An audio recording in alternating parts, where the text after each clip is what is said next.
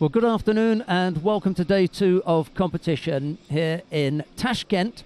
We're looking forward to a packed day of action, despite the fact that the numbers are not that big, and possibly, if we look at the ranking list, the relative ranking list positions of some of the fighters, it's not that great. That didn't make a hoot of difference yesterday. We had a terrific day's judo, and we're looking forward to some more today.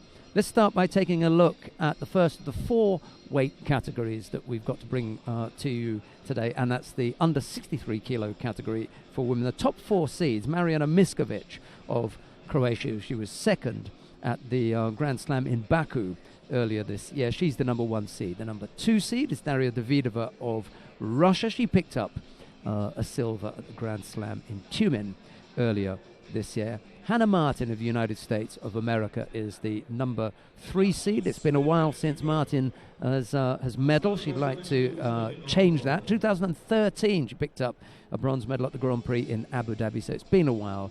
The number 4 seed is Daniela Kazanoy of Belarus. She is yet to medal at an IJF event.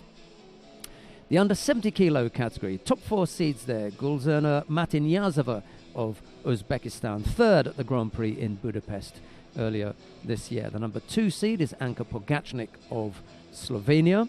Number 3 seed is Lana Dibrina of Russia, and the number 4 seed is Vasila Aliboyeva of Uzbekistan. Aliboyeva and Dibrina both looking for their first IJF medals.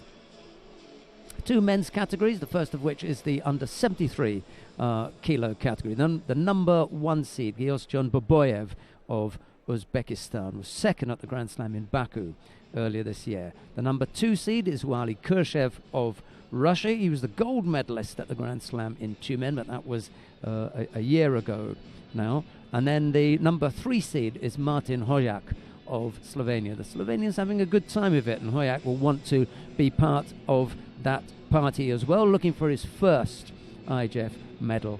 But the real talent in this category for me is the young current junior European champion Hidayat Hedarov of Azerbaijan. I think he's going to prove to be quite a handful. Right, we come now to the under 81 kilo category, and the number 1 seed will be the home favourite Shaksobek Sabirov of Uzbekistan.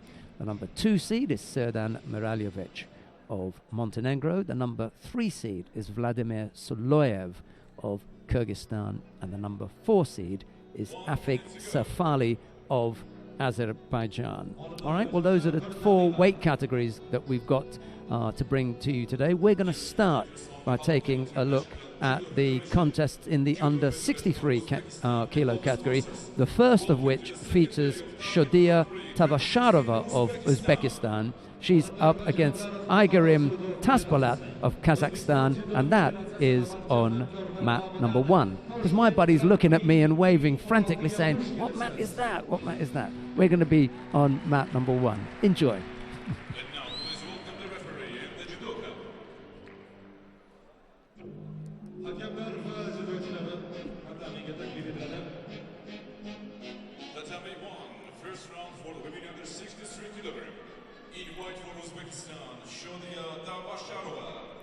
I suspect that it won't be long before those stands on the left-hand side are full up. They were yesterday.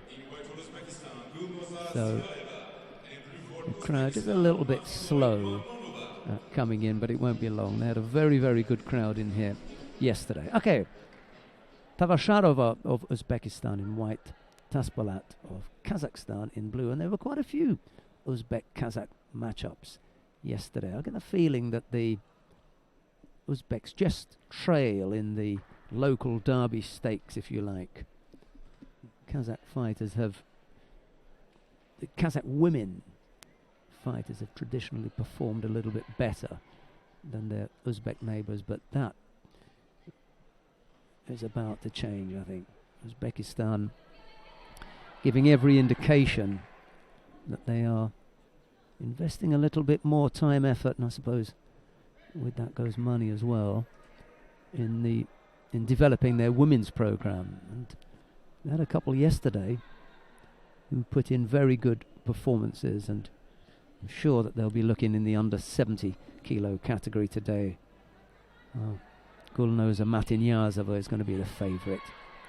She's the number 1 seed in that weight category. I think Pogachnik may give us some problems. I'm not too sure about Debrina. She's new on the scene. But after that, Matinyazova should take this. I think she's picked up 3 Grand Prix medals in the past and 1 Grand Slam medal. No, they're all Grand Prix. All Grand Prix medals. 3 Grand Prix medals. Could be. And they're all bronzes as well, but could be that today she will nail it. Oh, there you go. Tavasharova with left-sided Kezagatami. Good start to the day for Uzbekistan there.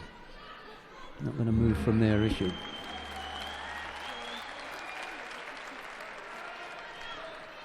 So Taspolat falling at the first hurdle. Shodia Tavasharova winning the opening contest. That's in the under 63 kilo category.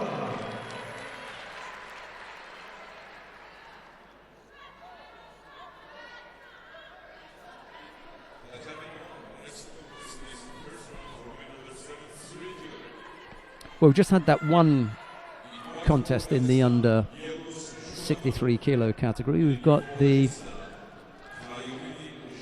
first contest in the under 73 kilo category taking now. I'm going to have a stab at this one. This is not going to be easy, but I'll give it a go anyway. It's Yeldos Shumakanov of Kazakhstan. He faces Kayumidin Zhaboborov of Tajikistan. There you go, it wasn't too bad.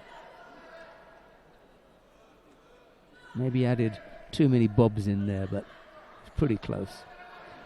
Zhaborov of Tajikistan. He's in the blue judogi. Zhumakanov is in white. We've seen Zhumakanov before. Can't remember where. It was a nice little left-sided Marote Seanagi, but blocked by Zhaborov.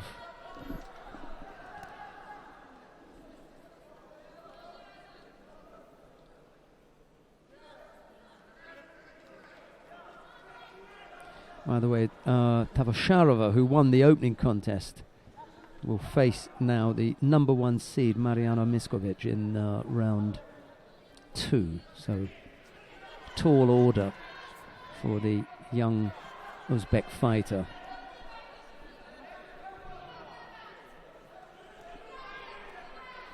However, that next round is the quarter-final, so she will have at least one more fight. Should she fall at the next hurdle, she will then go down into the repechage.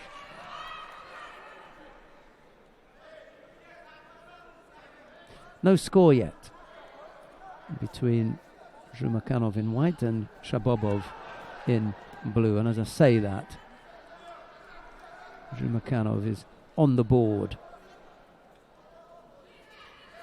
with that Wazari.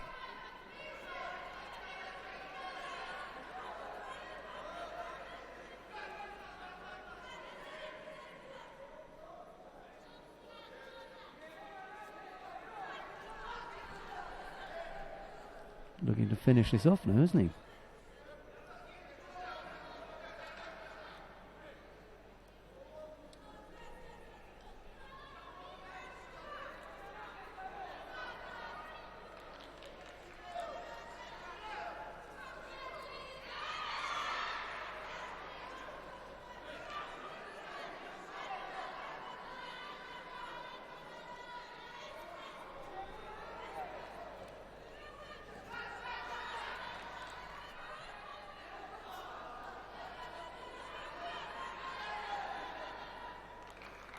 Now a second score goes on there. That's Yuko for Shumakanov. He's working his man over now, isn't he?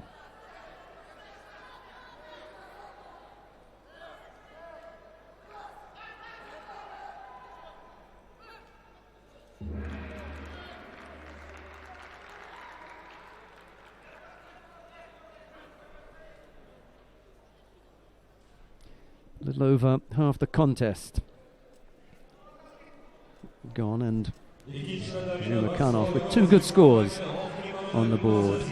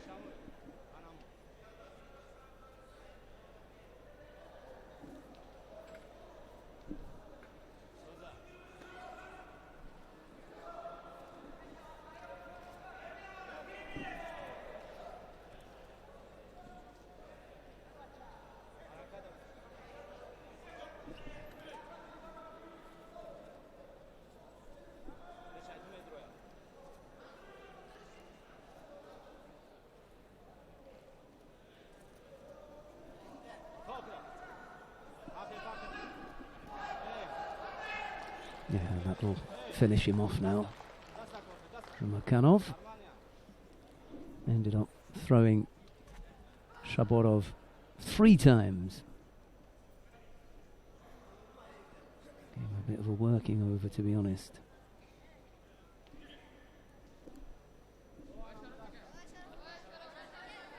It's that one contest in the under 63 kilo category. Sharova over Taspalat, and then just the one in the under 73 kilo category. Shumakanov and Shaborov.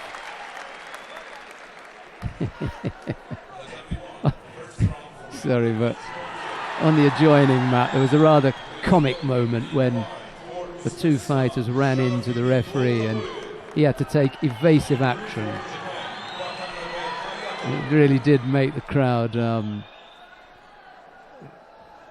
it gave them some amusement first thing in the morning.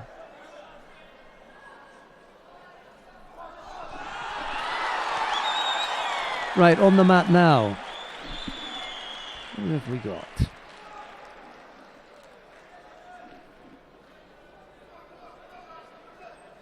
Well, we've got the first of the contests in the under 81 kilo category.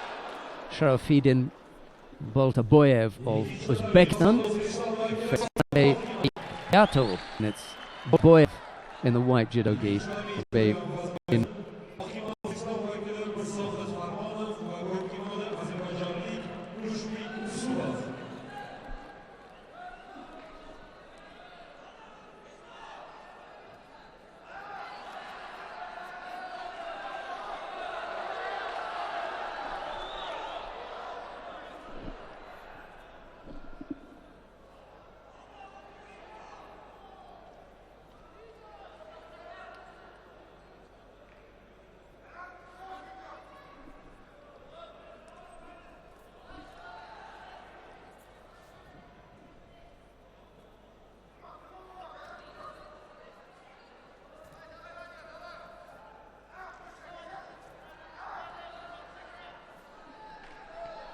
I can't remember having seen Watanabe compete before.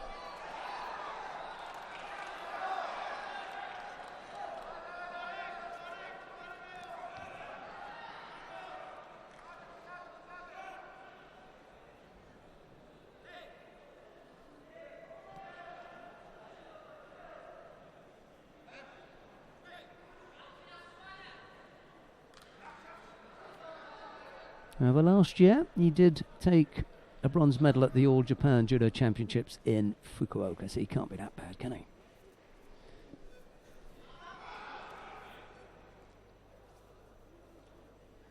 He came in behind Nagase Takanori and Nagashima Keita, so in good company there, as well as Noru Yamagoki. So that was the podium.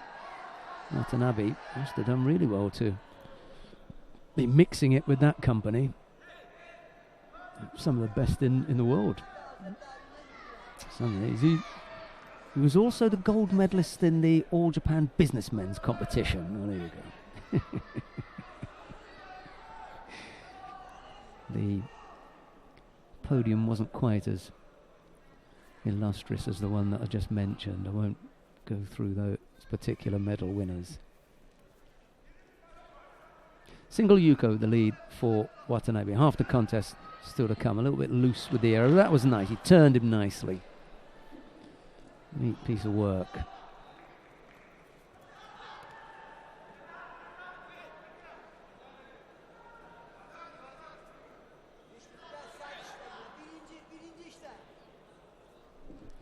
Oh, Watanabe demonstrating there that he's got something about him apart from being a businessman. Obviously got a little bit of judo about him.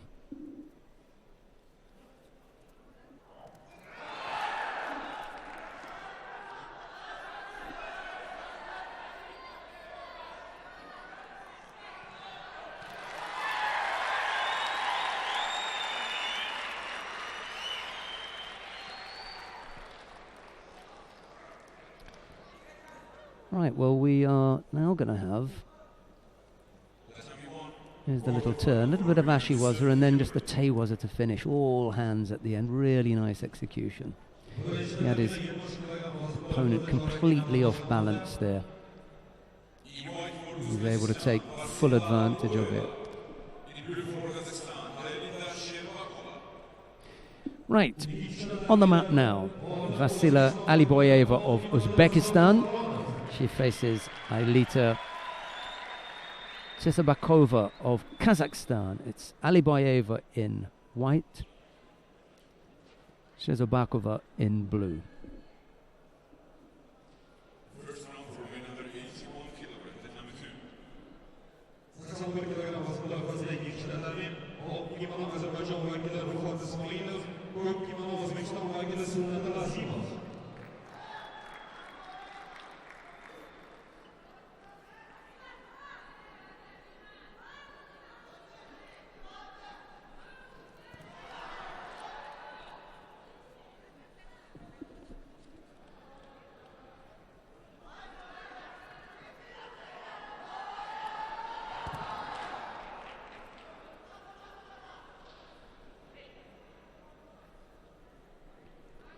The number 1 seed in this weight category is Aliboyeva's teammate, Gulnoza Matinyazova. This may be a good cycle for the Uzbek fighter. She can hang in there. She's shown some good promise as a youngster. So this cycle in the lead up to Tokyo, she's got plenty of time to prepare and get ready, and then, you know, just not just look to qualify. So you want to make a mark now. She's got plenty of time. The last time round, all she wanted to do was get to Rio. This time round, I think she'll have her eyes set on putting in a good performance as well. Why not? It's time enough to prepare properly, and over the next few competitions we'll see what kind of form she's on and how she deals with life as a genuine talent at 70 kilos rather than an also round. We'll see.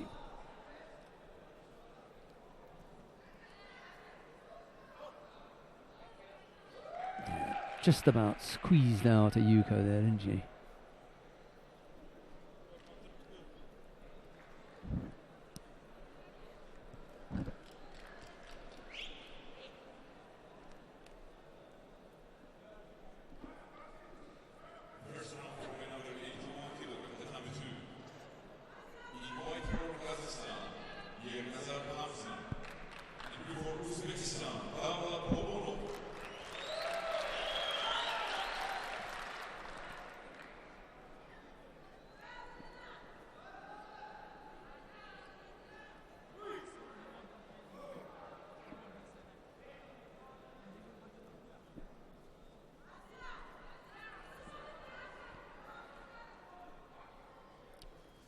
Shabakova picks up a penalty. However, no, beg your pardon. It's Aliboyeva who gets the penalty. Shabakova leads by Yuko with a minute to go.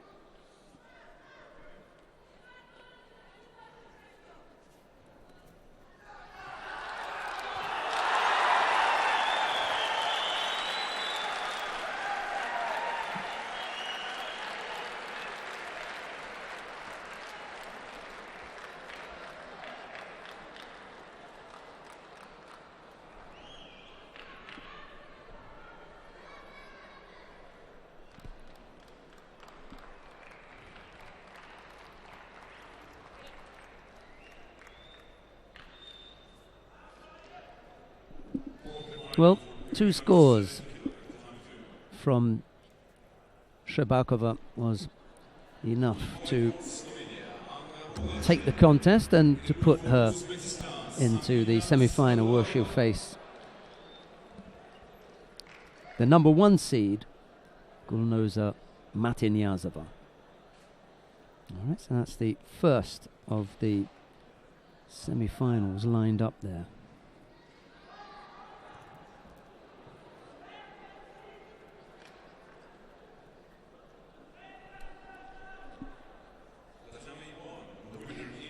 Right, we'll go back to the 63 kilo category. That's coming up next, the first of the quarterfinals. And this will be Mariana Miskovic of Croatia. She's up against Shodia Tavasharova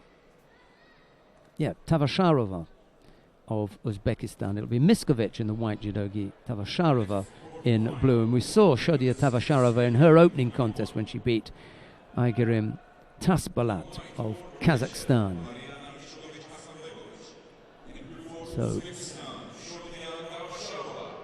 there's contest number 2 for the Uzbek, but the Croatian Miskovic as number 1 seed. She had a bye in the first round, so well, some fighters like to have a bye, others like to have a bit of a run out. I don't know how it was for you, Neil, but good afternoon. Neil Adams. Yes, good afternoon, Sheldon. Like a bye in the morning, or do you fancy a little bit of a warm-up? Depending who it was then. I used to prefer the warm-up. Yeah. No, I preferred the warm-up. If I got a bye, then I always felt that the person that had done 1 round before had got a little bit of an advantage. But, you know, it's all about the preparation, whether it's first fight, second fight, whether you come in at the second round, it doesn't matter. It's the warm-up which is absolutely crucial. And if you don't get that right, then you don't get through your first or second round, you know. So, I mean, either way, it was very important to come in there. You know, when you see a lot of the boxers when they're coming into the ring, and they're always dripping with sweat, you know, and you'd have done a contest virtually or 4 or 5 rounds before they come into the ring. And it's the only way. And before every major final that I had, and any major tournament, I always did a contest equivalent before I came in. Okay, there you go. So if you are not really at this sort of level, but you know, probably fighting at a lower level, club or local, maybe even national, you might want to think about that. Well, I think it's even more important actually at some of the lower levels, because I think that what happens is, because they're not conditioned as they should be or as they could be, and they're only doing a couple of times a week, then to warm up and to stretch and to be, you know, prepared is absolutely crucial. That's why so many part-time five-a-side footballers end up getting really bad injuries. You know, that's why they go in unprepared. Good point. There you go. I know that from my own limited experience, a bye was like a a godsend, because it brought you closer to the medal contests. However, when you got that first contest, as you said, after, you know, if you had a bye and you got someone who'd fought before, they always felt stronger. Yeah, always. Oh, for sure. And, you know, I mean, we all would like the easy way, but sometimes the easy way is not always the best, you know. But Miskovic leads by a Yuko. We've got a little under 2 minutes to go here. She also looks as though she's warming up. Yeah, it's what I came on the airplane with Miskovic, and she's got 2 children. Yeah, and really bubbly, lively, animated. Yeah, she really is animated. But of course, when the children are there, family are there, then it's all concentration on the family. But she said that she's really looking forward to this because it's full concentration. She's on her own, and she can just concentrate on the job. I wonder if Sikic has already gone home then. Tennis Sikic, who fought yesterday. She medalled. Well, probably. Because there's no need to hang around, is there? No, I think they're all on individual budgets, aren't they, yeah. to try and make it work. And I think that a lot of the athletes are doing just that. They're having to get out to these Grand Prix, Grand Slams. It's very expensive to do so they stay the minimum time and then back home. I can't see Tina Sikic in the crowd anywhere, and if they had come out together, you know, with only one supporter, she'd be up there screaming her lungs out, but I can't hear her and I can't see her, so she must be well on her way back to Zagreb by now. Inside the last minute. Miskovic won't want to come out here as number 1 seed and go away empty-handed. The very least that she'll want here. Cross grip's there, so somebody's going to get a penalty, I think, for the cross grip. Yeah, it was the Uzbek Tavasharova who picked up that penalty. I'm not going to say amateurish, but maybe it'd be easier to say not quite professional. Well, the point is that you're giving away easy points. You can't do that at this level, so that's what you do learn. I always find it interesting when you get the North Koreans come out. Oh, there's an ippon there. Ooh. So a nice shimiwaza, good transition from Miskovic, and finishes the contest. Now we're going to go to mat number 2, and the reason for that is... Sorry, we're going to go to mat number 2. Sorry about that. And the reason for that is that Hannah Martin of the United States of America has just taken to the mat, and she's under a little bit of pressure here, given that the last time that she'd medalled at an IHF event was back in 2013. Now, she's got some nice judo. I think that she wore herself out in that last period trying to get to Rio. Absolutely everywhere, and just, you know, knocking on every door and everything, and just a little bit too much for her. And she was thinking too hard about it. I think so. I've talked to her a little bit about it, and she said she wants to talk to me about, obviously, the road to Tokyo. And I said, well, get your mind wrapped around 4 years, because it's not a one-year qualification. Yeah. And sometimes I think what you can do is just concentrate on 12 months. We'll see how it goes. But I think you're better to get your mind wrapped around the full lot, but to spread it out. And you're right, there was too much in there in the final year, because she was chasing points. Desperate, yeah. Yeah, desperately chasing points to try and qualify. I can understand the desperation in wanting to qualify, but what I think also happened was that began to display itself in her judo. You know, she wasn't doing the big, you know, right-sided haramaki komis that she can do, and she wasn't banging people over as she had done previously when she was more comfortable about the whole situation. I think one of the biggest problems, Sheldon, is the training in between the events, because there were a couple of them I was talking to, the US team, about that, and the fact that they were going from one event to another and not able to train in between, and it showed. It was quite apparent by their performances that they weren't able to. And then, of course, you get more and more desperate in between the events, and you're chasing, trying to pick up a win that's going to qualify you. And, of course, the training in between is the important thing. That's why, on a 4-year program, you have to space it out so that you can train in between. There have to be blocks of training. You can't do it without the training. That sounds like a coach, doesn't it? That's, well, but, yeah. you know, you are. Yeah. Andrea Leszki of Slovenia has just thrown Daniela Kazanoy of Belarus on the adjoining map for Ippon. A terrific win for her. Anna Martin is just overbalancing there just a little bit. Now, can she take her into the hold down? She's overreaching with that big left arm over the top. She needs to be a little bit careful because she's going to get countered if she's not careful. Ibragimova is waiting for the Kosoto.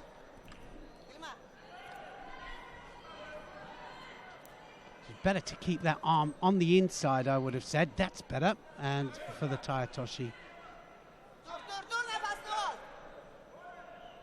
I think I said right-sided, but she's left-sided. Oh, my mistake. I'm sure I said right. Yeah, sometimes you can overreach there. It's because Ibragimova is coming low with the arm, so she's happy with that. So she needs to get inside that arm. There's the Kosoto. That's exactly what I was talking about.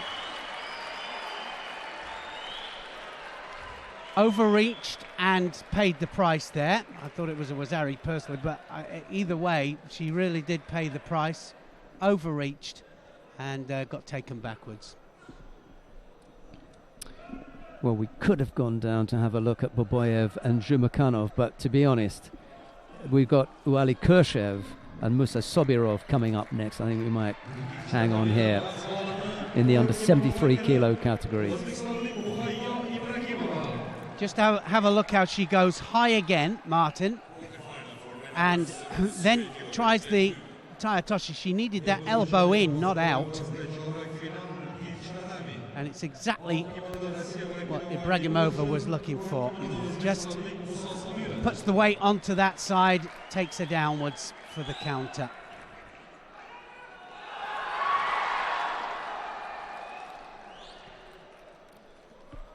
There's another look at it. Martin won't want to see this again. Yeah, the thing is, she felt it a couple of times, felt the danger a couple of times, but then still went for it. Right, on the mat now, quarter-final. In the lower half of the draw, Uali Kershev of Russia faces Musa Sobirov of Uzbekistan. It's Kershev in the white judogi, Sobirov in blue.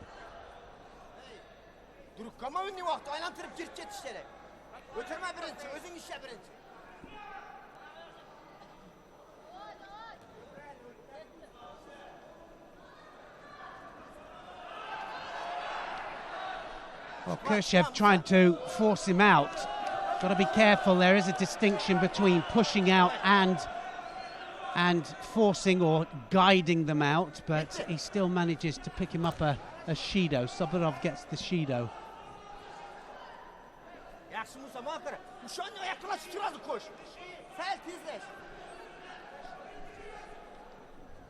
Well, you can tell by the angle, different angle of push as to what is a push out and what is guiding your opponent towards the edge. But there is a difference. Pushing forwards all the time though, Kershev.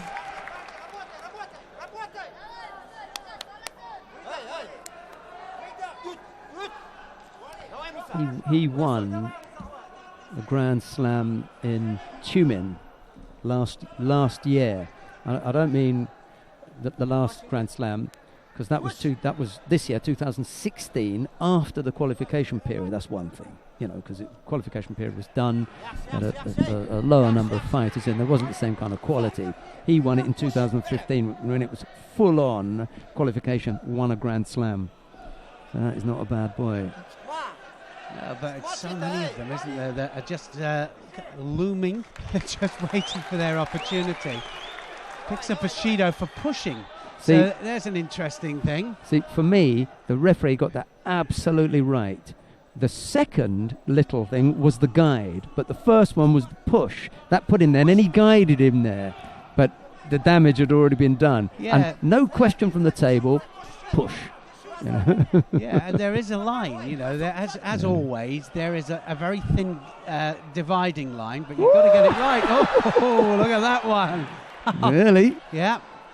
He was on his way, wasn't he? Yeah, Yoko, that was almost Yoko Wakari, wasn't it? Just completely rotated underneath.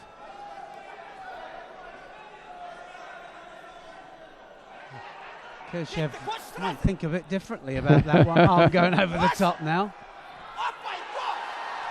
For me, there's no control there. Khrushchev is attempting a technique, it fails, and then Aman just falls on top of him. Yeah, there's no control of the upper part of the body. Yeah. So no score. He's looking after this well, the man in the middle, isn't he? He's getting those decisions right, because they're tricky. You know, you can get conned into it easily, and now Khrushchev picks up a penalty. I don't think there's any need for him to hold his hands out and say, what's going on?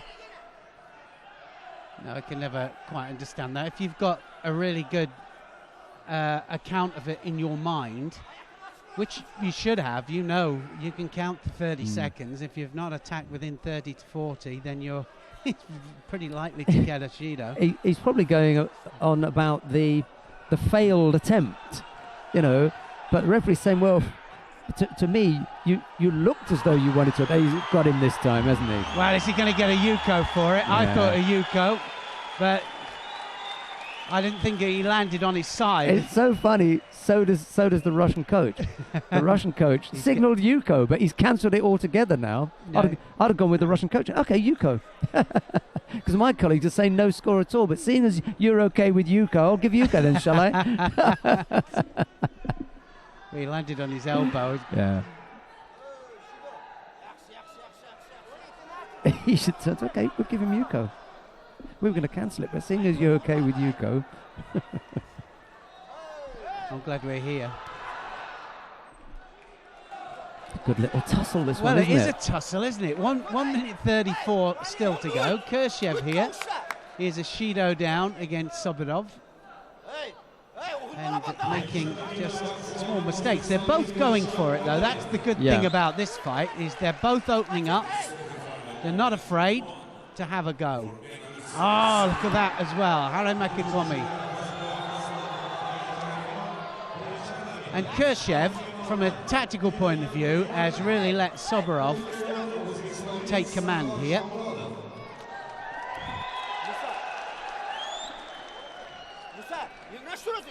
He's struggling with the wrist. It's the third time that he's had a little stop and then feeling that right wrist. Yeah, well, of course, if he wins this, he's still got 2 more matches to go. Two lots of 5 minutes plus.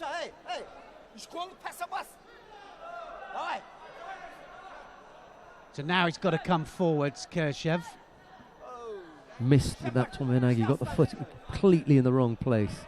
Yeah, there was no movement either, was there? There was no movement, no momentum, no draw. I always used to think that the best man in the world for the Yoko Tomoe, the great Kashiwazaki, and I did a couple of lessons with him, and the draw that he gets with the Yoko Tomoe is absolutely amazing. Totally exaggerated and brilliant. And that completely failed on that one occasion. the description of the sublime to the ridiculous. Oh, poor fella. Whoop, got himself into a good position there, Sobirov. Couldn't quite finish off. Ali Khrushchev was quick to sense the danger and just made a little bit of a gap in between the two. That was a better effect. Oh, now, was there a bridge there? Well, no, I felt that he didn't have any option but to go onto his head, you know, and I think that is the dividing line, isn't it? Sometimes you do it on purpose and it's a reactional thing. Another time that you've got no control over it. So It will be interesting to see what they do. I look at the legs. I look at the legs as far as the bridge is concerned. It looks like he's going to do it. You might be right. It's going to be Honsokamaki. Yeah, oh, it is. You're absolutely right. So just looking at it from a different angle. Not Ippon, but yeah, they give given it Ippon. Yeah. Yeah, see, that was again, Neil, you know, people are going to think, you know, now they're wondering, wasn't Ippon, wasn't it? He landed on his yeah, but again, Sheldon, we have to keep pointing it out. We're watching it on the big screen now, and what happens is it's not, the shoulders obviously are not hitting the ground. It's just the bridge, the head and the feet that touch the ground. So is it an Ippon? And a lot of the talk, of course, is to have it so that it is Honsokamaki. It's not allowed, so Honsokamaki would be better, but hopefully they'll change it. Okay, now we are going to go down to mat number 1, because the contest on mat number 1 in the under 73 kilo category is well underway. It features Hidayat Hedarov of Azerbaijan. He's up against Sava Shomurodov of Uzbekistan. It's Hedarov in the white judogi, Shomurodov of Uzbekistan in blue. The Uzbek fighters picked up a single sheet. We're halfway through the contest. Let's see what happens here. I like Hedarov. He's a busy, exciting young fighter. He's the current junior European champion. So just making his way. They've got a good young team, haven't they, the Azeris? And it really is a developing team. We saw them first out a few weeks ago with a brand new team, actually. But some great fighters. Hedarov, first time in, I think, senior event? He's been in others, but he hasn't medalled. Well, great opportunity here in this quarter-final.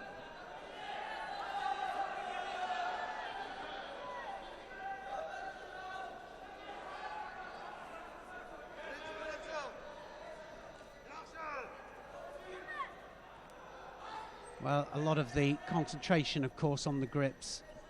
I think because we've got a lot of Azeri, Uzbek and Kazakh confrontations, we're seeing a lot of different grips, with grips around the back, over the top as well. So not the traditional sleeve lapel that we often see from the Japanese and the Koreans, but it's interesting to see the different styles. Of course, a lot of them originating from different forms of wrestling within the countries themselves.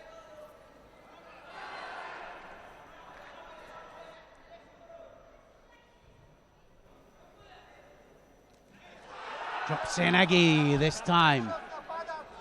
Shomurodov right the way underneath there. Gave the counter for Hedarov. He gave Yuko when he rolled him over. No doubt about it. He signalled to Yuka. They haven't put it on the board. No, well, it's on now. It's on now. Okay. So Hedarov gets it.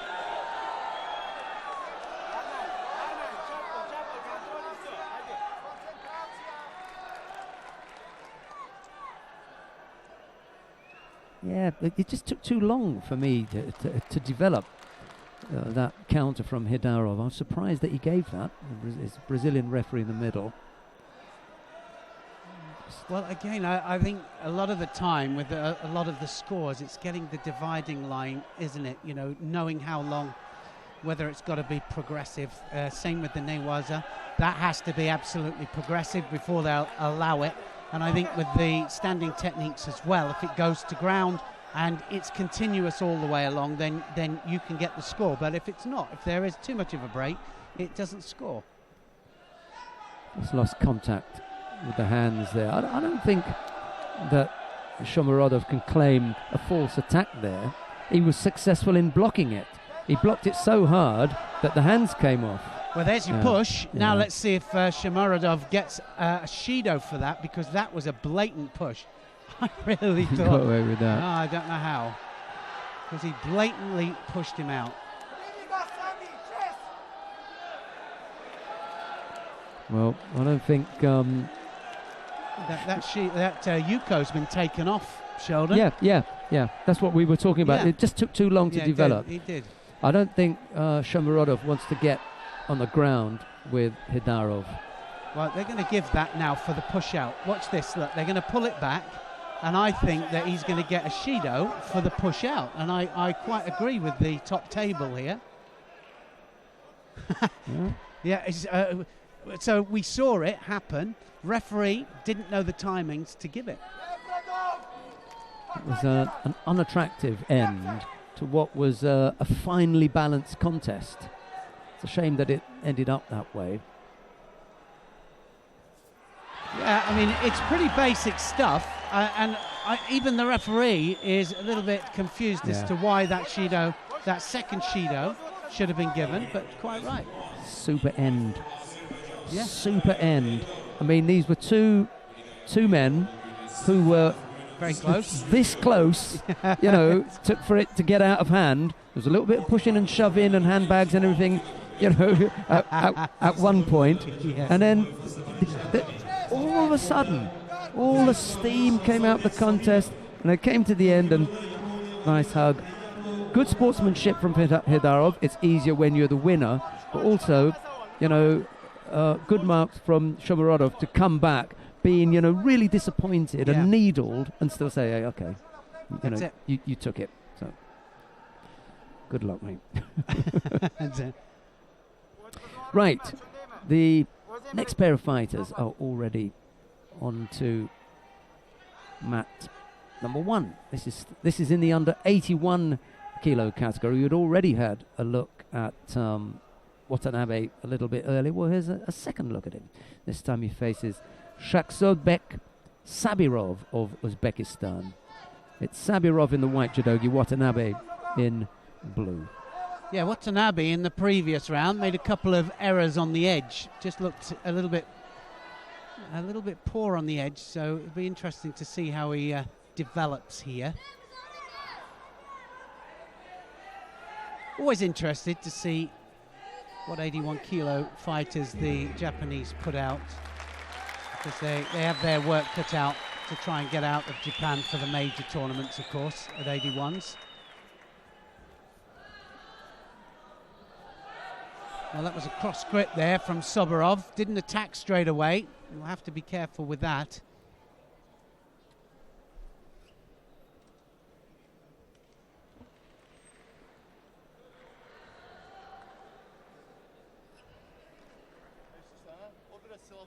Well, he doesn't want to grip up Sabirov. Feel the danger. Of course, the big thing about the Japanese is that they're always strong with the kumakata, and as soon as they grip up, and you can feel the danger, and that's the thing about them, because, of course, a lot of the practice that I had in Japan, and that a lot of people have in Japan, it's a lot to do with the kumakata and the gripping up. They just have so much randori, so much sparring out there, that they're good at it. Beautiful Seoinage there, standing as well.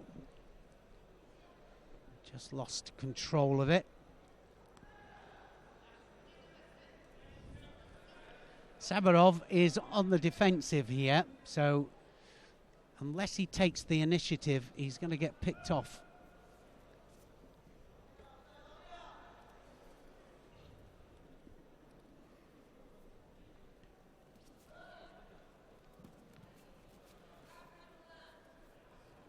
So change of direction needed, I think, from Watanabe. Oh, that's a good technique. Well, right underneath there with that one, Sabirov.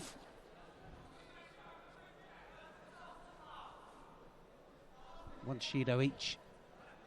So all evens at the moment. Might just see another penalty up here for Watanabe.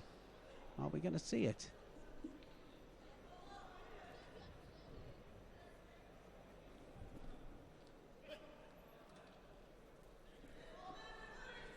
Sometimes the only way to fight the Japanese is by gripping hard and being hard with them, because if they can't execute their pure techniques, they get a little bit frustrated.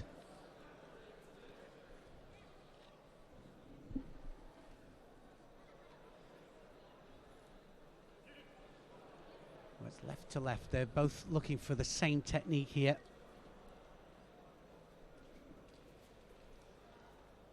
This time attacking off the grip. Gripping up with both hands on the way in, and now picks up a second penalty, Sabirov. So Sabirov is the one that's got to pick up the pace, just behind.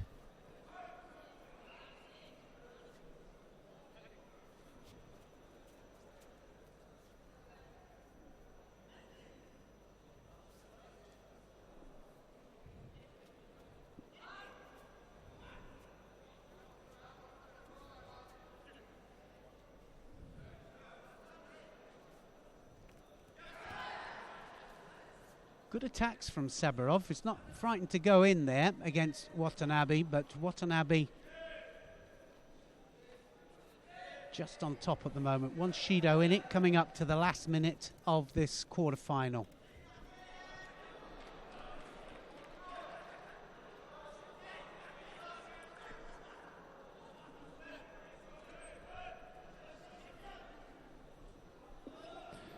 Sabirov came in here as the #1 seed this morning, so he's obviously done something in the past to warrant that elevated position.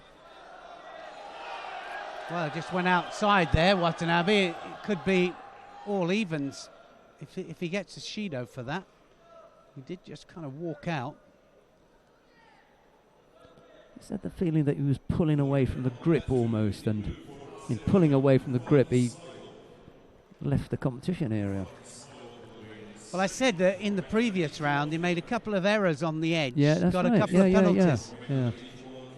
And he tends to do it all the time. And have a look at him moving about there, because his mind wanders, loses concentration. If I was Sabirov's coach, I'd say put him under pressure, because he gets flustered, Watanabe. He's got away with it. He dodged that bullet, yeah.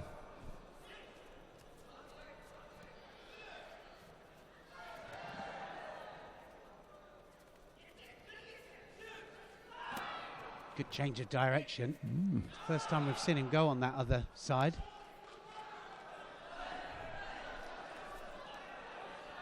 "30 seconds to hold on to that Shido." He's an odd one, isn't he? You know, there are flashes of nice movements, and then there are amateurish movements. Yeah, I mean, in all honesty, and that's why they're not at the top of the the tree and selection tree in Japan, because they haven't got the whole package, and you've got to be tactically aware as well as technically good as well. Good attack there from Sabirov, and he's just been taken down for a Yuko. That was a Yuko there, but he had to go for it, didn't he? It was the last few seconds, and he had to open up. Yeah, he's stolen this one. See, for me, that Yuko's a little bit different from the one that they gave before and then they cancelled. He was into the technique. He was looking for it. He kept pushing. It was slow to develop. Sabirov fell off the leg eventually, but the reason that he fell off the leg was that there was sufficient enough pressure from that action. So I'd say yes. Took a long time, but it took longer than it took to describe the thing. Yeah. But he came up with the Yuko. Came up with the Yuko. He would have won it on the Shido, I think. In any case, In any case, but it was a close one, and yeah, a lot of holes there. I think he's got to start concentrating a little bit more, Watanabe, because certainly his mind tended to drift halfway through that contest. In the semi-final, though, in this under 81 kilos category. And the next contest will give us his semi-final opponent, because coming up next will be Afig Safali of Azerbaijan. He faces Arman Makhambetov of Kazakhstan. It's Safali in the white judogi, Makhambetov in blue.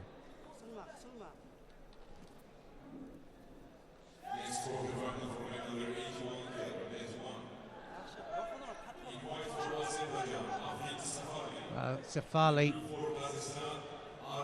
has the chance again. As I said, the Azeri team, a young team out and doing well at the moment, showing us that they've got depth.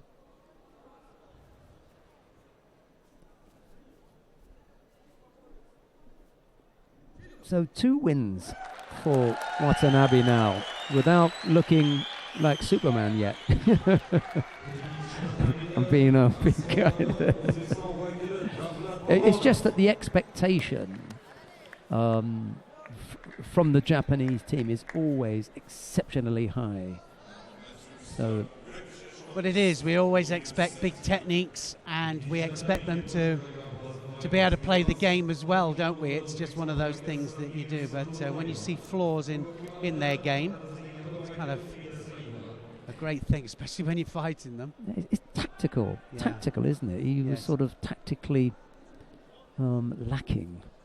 Well, I think with all to be able to play the game is very important. So if you're a coach, it's not just about the techniques, getting your players or fighters into condition, but it's getting them prepared as well for the game. And it is a game. You know, we do play to rules, and knowing how to play those rules. And also knowing how the referee plays it as well, because quite often the referees, and we see it here, that they have different interpretations. Well, turning now for the arm lock, attempting to anyway. Makhambetov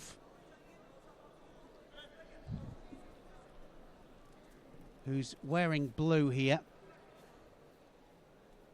We've seen a lot, haven't we, Kazakh and Azeri matchups at this tournament.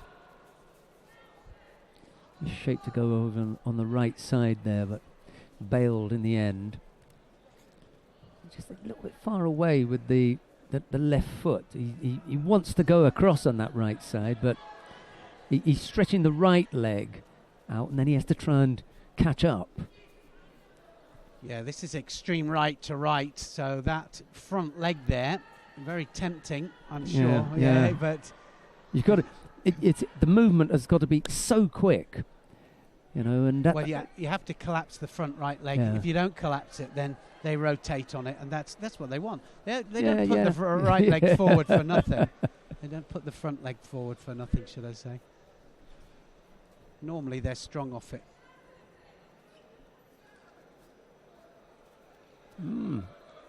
Fancy. Big Sodi there. Yeah.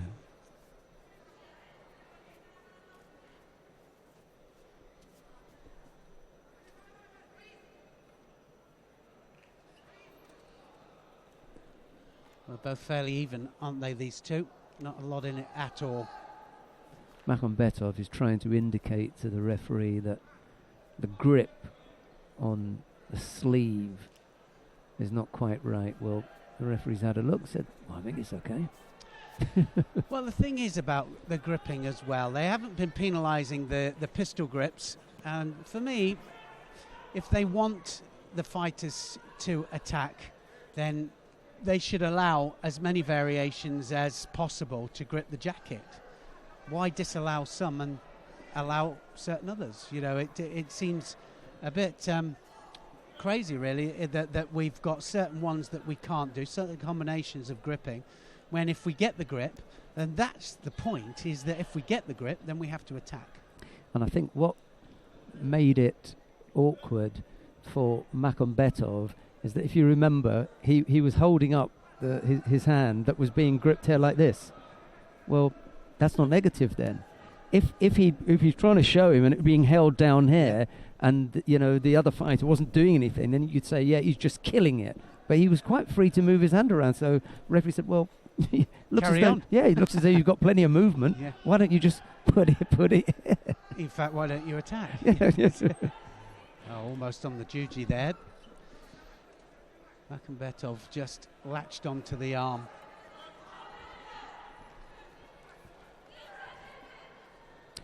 We've got a minute and a half. 2 Shidos. one apiece. And I was going to say, score. it'd be nice to have some action now. Yeah, Wazari scored there. Makhambetov just rotated and rolled him onto his shoulders. So it's Makhambetov scored with the Makikomi against Savali. On cue, just as we were looking for some action. So he wasn't hampered by the grip then, Makhambetov. Not that time, anyway. Used it to his advantage, that's for sure. There he goes again. All over. Yeah. Wazari Wazetiapon. Same technique, and just ran out of steam there. Savali looked as though, that was it. It definitely was it. He ran out of steam there. He didn't have any defence. It wasn't the strongest of attacks, was it? He just collapsed. Past any defence. There was no defence. He got past the defence, went over and just... Well, the first one would have probably gave him an inkling, and then the second one, soft Wazari, but it was Wazari Wazetiapon. Well, we're going to stay on map 1 because the likelihood is that we're about to see the favourite Uzbek of the day, and it's not in the men's category, it's in the women's category. It's Gulnoza Matinyazova, the number 1 seed in the under 70 kilo category. Now, she's up against her teammate, Elita Sherbakova. So it's not the toughest of contests that she's ever had, but there's a place in the final at stake here for the young Matinyazova. It's Matinyazova in the white judogi, Sherbakova in blue.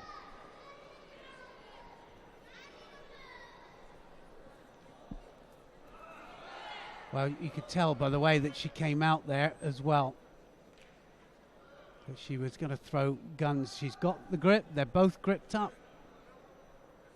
Left against right. So got to be careful of the Sakeshi. Left the legs behind there, didn't she? Yeah, just got to be a little bit careful when you've got a right against left or any kind of opposite that they don't just move the hips out of the way. Another good attack there from Manitsova.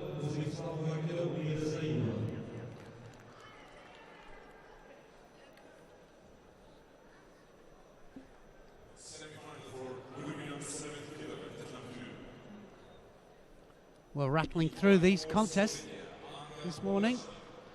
Already into the semi-finals. Uchimata! Oh, wow, she was setting her up for that, and that was a beautifully executed Uchimata. Up and over. I think she was sucking dust off the rafters there. My goodness me, that was terrific. How nice to see a beautifully executed Uchimata like 70 that. kilos, Uzbekistan woman, execution, top draw, wasn't it? Absolutely, it was top draw, right the way underneath. She set her up, she had the inside grip, and then just exploded up the middle there, and the support leg was absolutely central. Have a look at how it goes central there. That's got to be definitely, for me, the best technique of the tournament so far. It was beautifully executed. She had to go inside of the legs, and that support leg there was dead central. Look at the lift she gets, look at the control, and she goes up and over. Brilliant. The last one that we saw like that executed was the Japanese champion that did that beautiful Uchimata, also female, and I'm just trying to think of her now, and it was... What weight? About 63 kilograms. It was 63. Oh, I know. And she just got married. Did she? Yeah, she just got married to Ebinuma. Oh, is that right? Yeah. All right, okay. Well, now I'm trying to remember. We'll remember it in a Abe Kane. It was Abe. Abe. Really And it was nice. beautiful. It was just like that Yeah. one. It was great to see. Yeah. Wow. Well, that's livened it up. We wanted more action. You See? just got it there. Yeah. Right. We are now in the repechage contest on mat number 1, but we've got a semi-final on mat number 2. We want to go down to mat number 2 to have a look at Anka Pogacnik of Slovenia. She faces Lana Dibrina of Russia. Pogacnik in the white judogi, Dibrina in blue. There's no score yet. Dibrina has picked up a single Shido, and there's a little over 2 minutes left to go. Here's Neil. He's still waxing about the Uchimata. I was Kazure Kami Shihogatami. Doesn't get much more basic than that, but beautifully executed. Good transition down. That Makakomi set it up.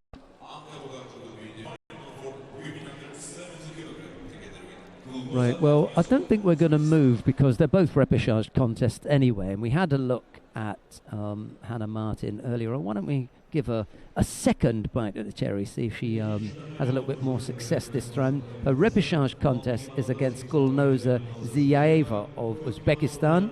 It's Ziyaeva in the white judogi, Martin in blue. Yeah, well, I'm hoping she keeps the arm on the inside this time. She probably will. And her opponent is quite a bit shorter as well, a lot shorter than the last time where she was overreaching. Much more effective. She's got a nice taitoshi on the left there. You know why she didn't do that in the first place now. Looking for the Sangaku Gatami, straight into the hold down here, and it looks like she's just changed it to Kazure Kesa, and that was a nice bit of transition there by Hannah Martin. Much better with the grips, thought about it and got the transition right as well. Hannah Martin, it looks like, is going to go through to fight for third place now, which will be a good consolation for her. She'll be angry about that mistake she made, though, in the semi-final, in the quarter-final, sorry. Now, there is a semi-final taking place on mat number 1 in the under 63 kilo category. There's one coming up here, but I think we're going to go down to mat number 1 to take a look at the number 1 seed, Marijana Miskovic of Croatia. She faces her neighbour, Andrea Leški of Slovenia. Nice old school matchup there. Miskovic in the white judogi, Leški in blue. It's the slightly senior fighter, Miskovic, against the younger, up-and-coming Leški. And we're not going to call out their ages. Can't do it. But there is a difference in age here.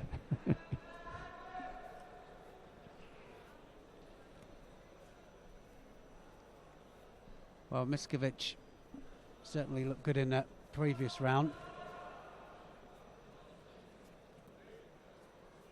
Look how onto the sleeve there, trying to pin the sleeve, but she'll have to go on the inside of the lapel. Right to right here, and now arm round the back. Now what's going to happen? Looking for the shimiwaza and looking for it. Almost onto the neck there. She was almost there. She was wrapped round, and she just managed to pull that in there, Leški.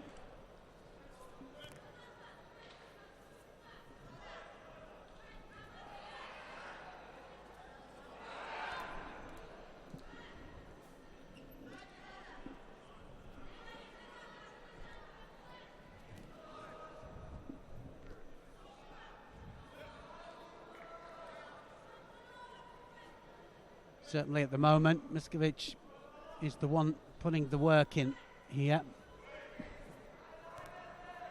This will guarantee the winner a gold or silver medal.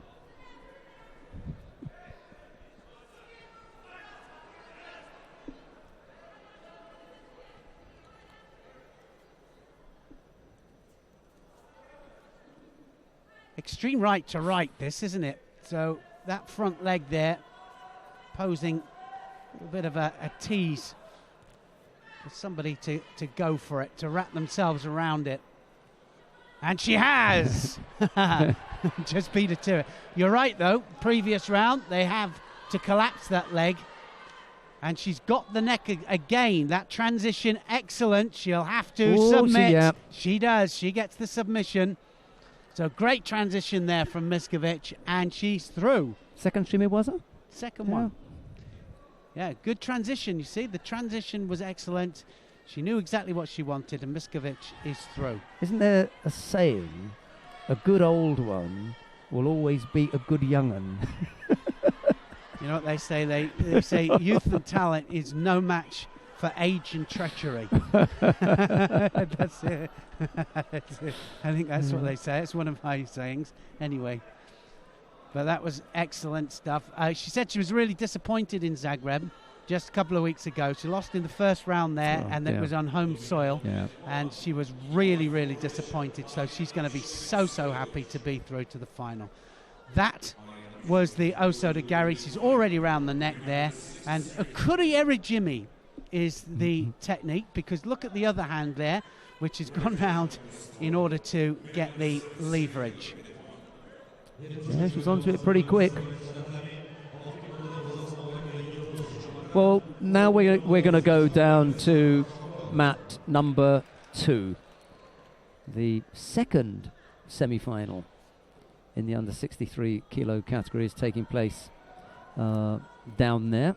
So let's go and have a look at that. It is Daria Davidova of Russia, who leads by Wazari. She's in the white judogi. She faces Mukhayo Ibragimova of Uzbekistan. Davidova in white, Ibragimova in blue. There's a little over a minute left to go. Yeah, they need this, don't they? The Russians lost a couple today, so they really do need a finalist. And we've got the left against right again, and got to be careful. Certainly, she's got to be careful of the counter there, Davidova. She's active enough, isn't she? Ibragimova attacking away at the legs, inside with the Koji Igaki at first, and then outside.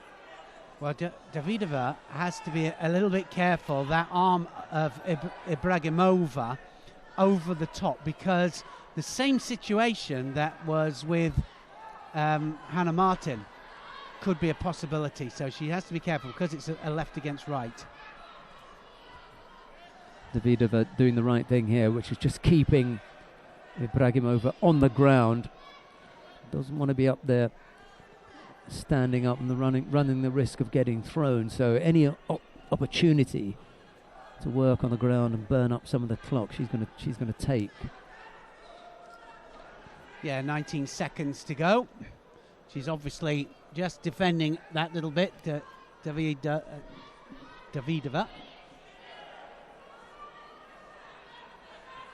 Just needs to block out, doesn't need to take any chances. No more attacks if I was her. 6 seconds left, just block out.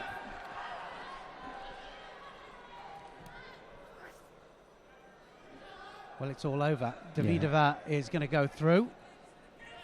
Ibragimova, unless she's Superwoman there, will not be able to get over there and attack. It'll be Miskovic to face Davidova. That's the final of the under 63 kilo category. We'll just have a quick look to see. We've got repechage contests, up and down the mats. We've only got the 2 here, but I think we're probably going to end up watching Gyozjon Baboyev of Uzbekistan and Hidayat Hidarov, because we can watch the whole of that contest. If we get involved in watching Sobirov and Poyat, we may get we may get stuck there, because you get interested in one, and and instead of watching a semi-final, you end up watching a repechage contest. I think Baboyev and Gyozjon Baboyev and Hidayat Hidarov may be a better bet. So why don't we go down to mat number 1 now, in preparation for the upcoming semi-final. But the contest that's taking place at the moment is between Yeldos Zhumakhanov of Kazakhstan and Sava Shomurodov of Uzbekistan. Zhumakhanov is in the white judogi. Shomurodov is in blue. There's no score yet, but the Uzbek fighter Shomurodov has picked up 2 penalties, and we've got a little under 2 minutes left to go. He's going to score with that Sienagi. I can just feel it here. Zhumakhanov twice now has been right the way between the legs with that Sienagi, and Shomurodov has just been trying to ride it. So you can't do that. So he gets a 3rd penalty. He's not the one that's attacking, but watch out for this Sienagi. Just a gut feeling, but I think that he's going to go underneath and he's been getting more and more central with that Cianagi. Just setting him up all the time for it. There's the Sioi. Will he adjust it this time? He just might. There it is, and he's right the way between the legs this time, and almost sweeps him as well. Well, one of the things you can't do when somebody's disappearing between your legs there is try and ride it out. Shomurodov will pay the price if he's not careful. He's picked up 3 penalties already. I mean, still over a minute left to go. I can't see him surviving here. He's breathing heavily, slow to his feet. Zhumakhanov firing on all cylinders. The only thing he hasn't come up with is the score, but yeah, well, he's been really close to it a few times. I mean, he's quite happy just to let these seconds tick away now, but he's been very, very close with that left Cianagi. Changes to the other side this time. Changes it to the right.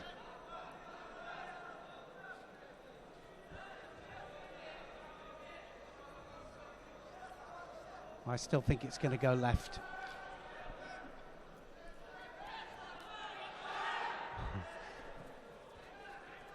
He does like to climb on the back. Woo, almost counted him. Yeah, he does.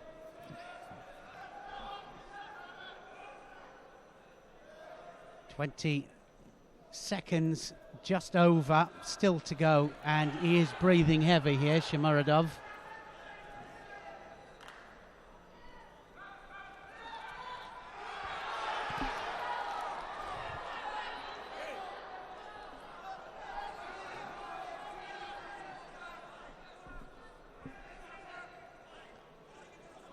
Now he has the sleeve. Is he going to do one last attack? Just needs to block out. Well ahead. Although one score on the board would go ahead of those 3 penalties. Possibility of Honsokamaki here. Well, one penalty goes up there to Zhumakhanov. Zhumakhanov, though, has done enough, and he's through to the bronze medal fight, and that'll be a little bit later on.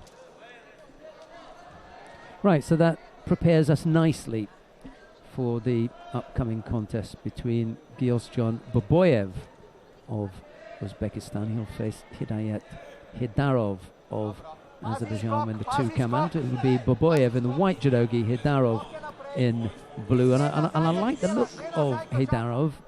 He's got really nice judo, the young Azeri. The only thing that I think lets him down is his temperament. He's prone to wandering.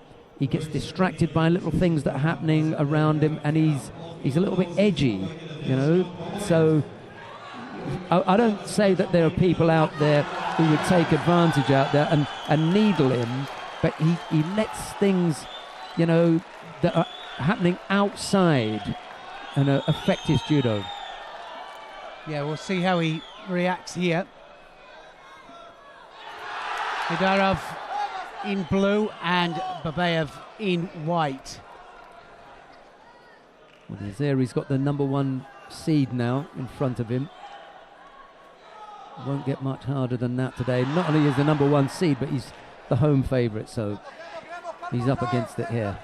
Well, certainly it makes for great medal matches, doesn't it? You know, when their local favourite is in there, and of course the crowd are just terrific.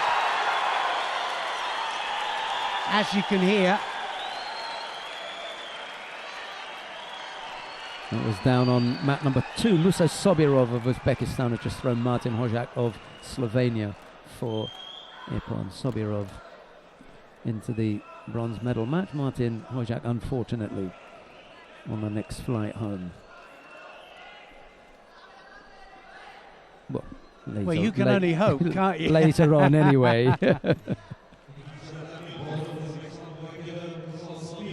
Looks to me as if he's running a bit here, Hidarov. He doesn't like the gripping up there, and you can see that they're both of them not happy with it. Arm over the top. That was a good attack, though, from him.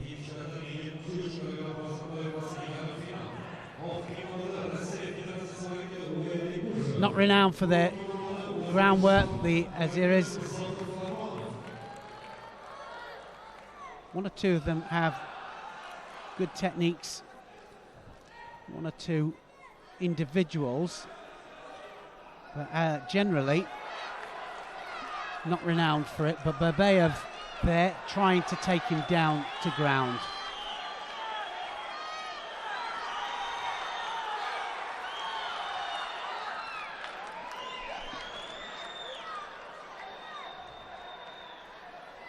Well, the fight is for the grips. For the sleeve grip, that is, and trying to dominate that. No penalties so far, though.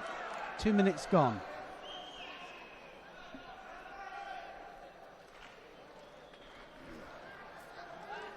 Big arm over the top. Sometimes turns into a cross grip. Got to attack straight away. Sota Makakomi.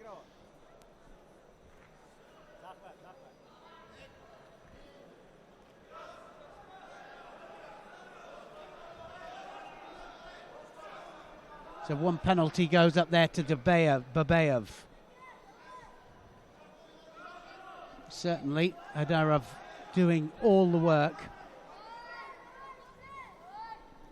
Arm over, it's a cross grip, he's got to attack, has to go in.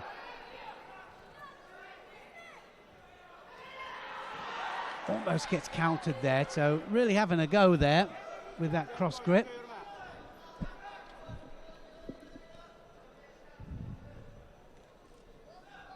Not quite what you expected, Sheldon, for a semi-final? Actually, from Hidarov, yeah, because he's a junior making his way on the senior circuit. He's got those little temperamental things that I was talking about, and his judo is not polished at this level. You know, it's almost man versus boy. When it comes down to just pure judo skills, I think he's got the better. He's the more skillful of the two. But there's a degree of power here. I mean, he gets into positions to attack, but he hasn't launched anybody. He hasn't flattened anybody. There's a little bit of speed missing, and there's definitely a little bit of power missing. I think you're right that it is just, sometimes you can tell the juniors coming through, and they have their junior judo that they're performing, and it's really adapting it to the senior level. That bit of power, of course, making all the difference. Now, I'm just wondering if I had to go and speak to Hidarov about a Hansoku Make for a Wakigatami a couple of months ago, because he's just done one here. This is what they're having a look at. And I'm just wondering if I haven't spoken to him about the execution of this technique once before. Well, it'll be interesting to see if he gets it. He's going to get it. On Sokomaki gets it. And, you know, it's exactly what you were talking about there, in as that he is a little bit temperamental. He's going to question it, but he'll have to get off. And I seem to remember that contest, actually. I'm just thinking about it now. And I remember him doing the same thing, and we had the same situation. And he threw his jacket down. He was in the back, and I went to explain to him. I pulled him aside, and I said, look, they don't give this for no reason. He's got all the antics, and he's, you know, gesticulating with the crowd. Luckily, the Azeri coach is up there, and he's telling him, look at the replay. You know, it's clear. Look, there it is. He's attempting to throw him whilst he's still got control of the arm, and the pressure's on the arm. That's why the Sansokomake, he's walking up to our commentary position now. Luckily, he's not stopping for a chat this time. But I've seen it all before. Well, you know, again, it's knowing your line, knowing the rules, and knowing how to play the game. You know, it's not allowed. You're not allowed to throw with an arm lock on. I'm not going to go and have a word with him this time, because I've already done that. And he's done it again. And his own coaches have told him, look, it's up there on the big screen. Yep. Right. We've got another semi-final taking place down on mat number 2. Why don't we go down there and have a look at Uali Kershev of Russia. He's up against Mirzahedin Firmanov of Uzbekistan. It's finely balanced at a yuko apiece. There's a minute and a half left to go. The only thing that isn't going well is Khrushchev, because he looks pretty much busted up. He's holding on to his ribs. He's holding on to his wrist. He's struggling a little bit. I'm going to leave you with Neil Adams to have a look at this one. Khrushchev in the white judogi, Firmanov in blue. I'm going to go hunting the replay of the Wakigatami from the previous occasion when Hidarov did that. Here's Neil. Well, they're both struggling a little bit here. Both the fighters look as if they're a bit banged up. They've got injuries. So it depends on who wants this most, because there's only just over a minute left. Yoko Otoshi there by Khrushchev. And a second penalty, or one penalty should I say, goes up to Firmanov. So now he's got to come forwards. This last minute will be crucial. Looking for the Kosoto. That's going to be a score, is it? Did he quite land on his side there? Just puts him on his backside, doesn't he? Yeah, it didn't quite go. Now looking for the strangle.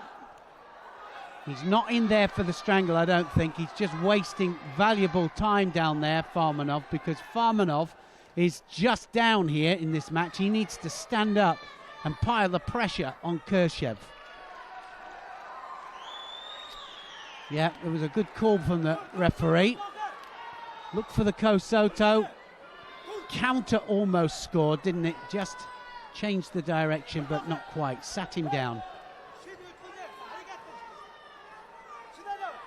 Well, Khrushchev got to hold on. Can he do it? 42 seconds to hold on to this. One Shido up there to Khrushchev, and it would even it all up.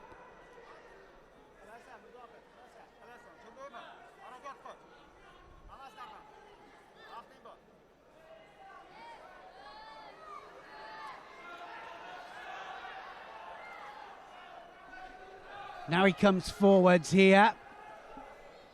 Firmanov needs a score. 30 seconds. Khrushchev holding on. Firmanov comes forwards. Oh, that was a poor technique. That could cost him now, because that could possibly be the Shido against him. And there it is. So now it's all evens, 22 seconds to go, and it makes it into an entirely different last minute. And another poor attack there from Khrushchev. He's going to throw this away. If the other one was a Shido, that one was a Shido. Why he didn't get it, I don't know. Firmanov does another good attack.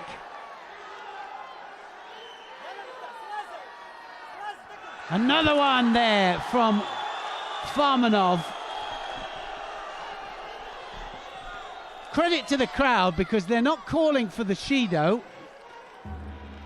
So it's going to go into golden score here.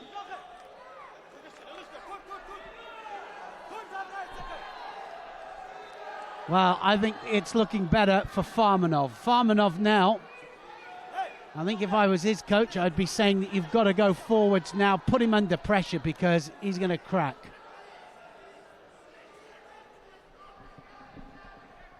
One drop from Khrushchev. One poor technique. Any Shido on there will win this match.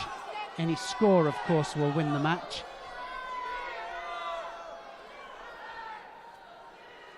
If I was Firmanov, I'd be wanting to get on with this one.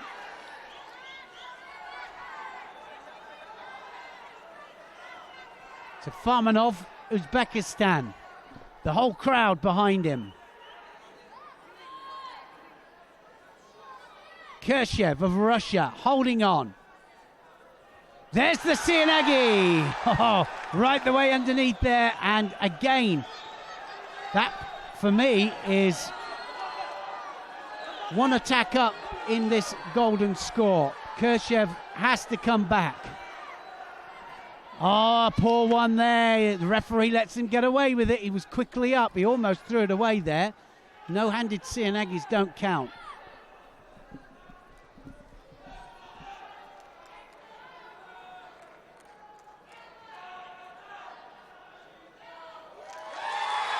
Kershev gets it. Kershev gets the Shido, and that means then that Farmanov of Uzbekistan is through to the final in the under 73 kilograms. Thrown away there from Kershev, winning it up to the last 40 seconds.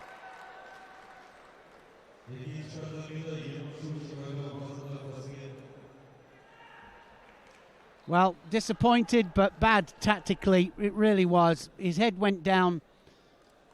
I thought that he should have probably got the Shido just before what came about, but anyway.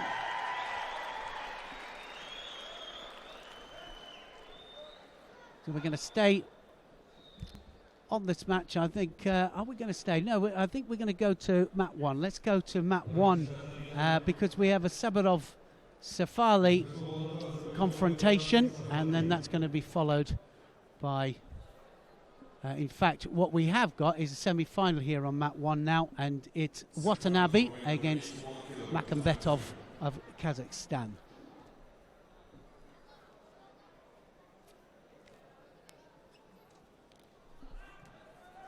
Well, if we can go to mat 1, so we might just be moving over in a second here. Time at the moment, we're still on. No, here we go.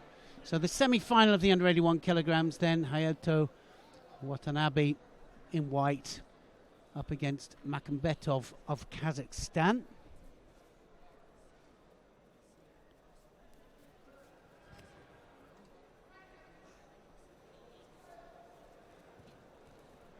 Just looked a little bit lacking with certain parts of his game, Watanabe, in the previous 2 rounds that I saw him.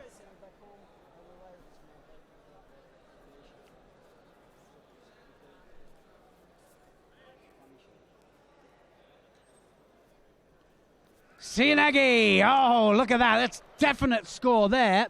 Brilliant stuff there from Watanabe, right the way underneath. Scores a Wazari with that. So, lovely technique there from Watanabe.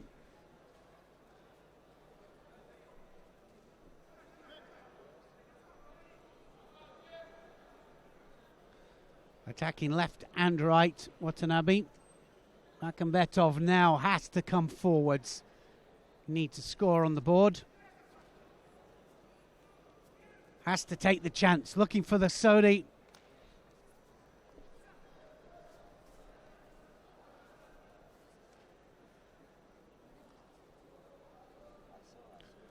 Well, again, just beautifully positioned for the Sianagi on the right-hand side here, and Watanabe now starting to get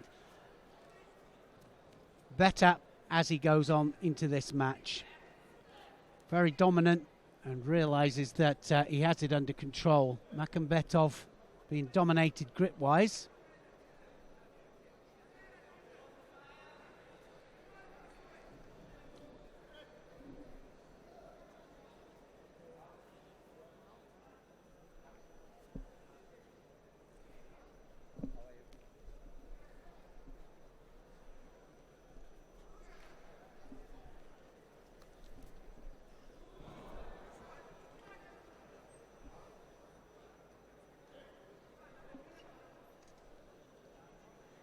So still 2 minutes to go in this semi-final.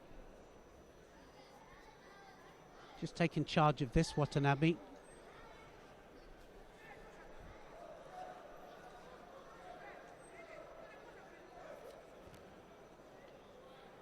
Dominating grips, which is so important, so able to just work his way through. Bad on the edge again, Watanabe there. Just really walks out of the area almost as if he doesn't notice it. Holding left this time. Is he going to go left? Always threatening for the left. It was right Sianagi, don't forget, that scored. There's the left Sianagi, and it's Wazari Wazeti Ippon. In fact, he gets the full Ippon for that one. So Right Cianegi scores the Wazari. Left one takes him right the way over for the Ippon. Great technique from Watanabe. That takes him through to the final.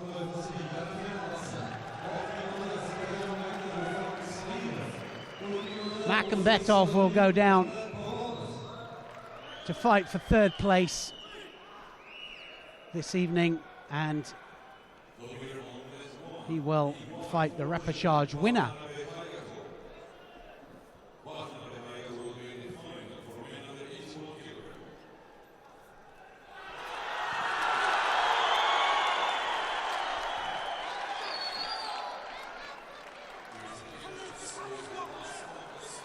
Beautiful change of direction. Almost Oguruma there, and look at the hips coming through there. And he lands absolutely cleanly on his back there. So brilliant technique. And that will take him through to the final.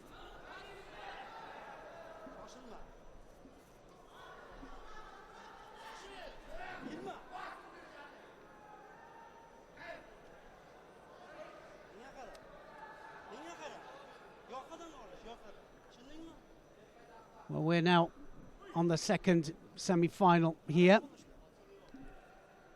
Ismailov of Azerbaijan here against Babanov of Uzbekistan.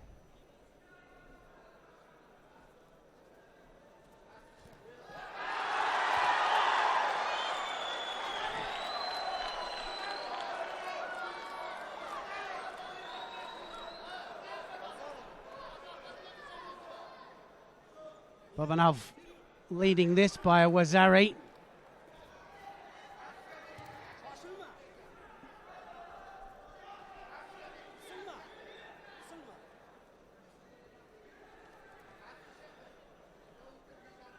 Well, he's got everything to do. It's all over!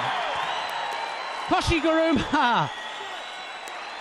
Ismailov couldn't do anything about it. Babanov there, right the way underneath there. The hips went right the way across.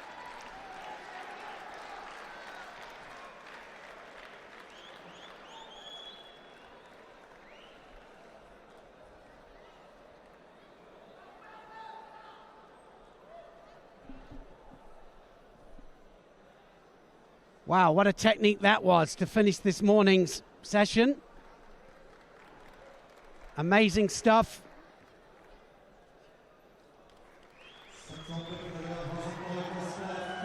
Koshiguruma ends on an Ippon, and well, that should be an amazing final there in the under 81 kilograms. So we've got some great judo to look forward to in the final session a little bit later on. Not long to wait. Under 81 kilograms, we've got, of course, Watanabe there against Babanov, and that should be an absolute cracker. Under 63 kilograms, Mikovic of Croatia there in the final, and she's up against Davidova of Russia.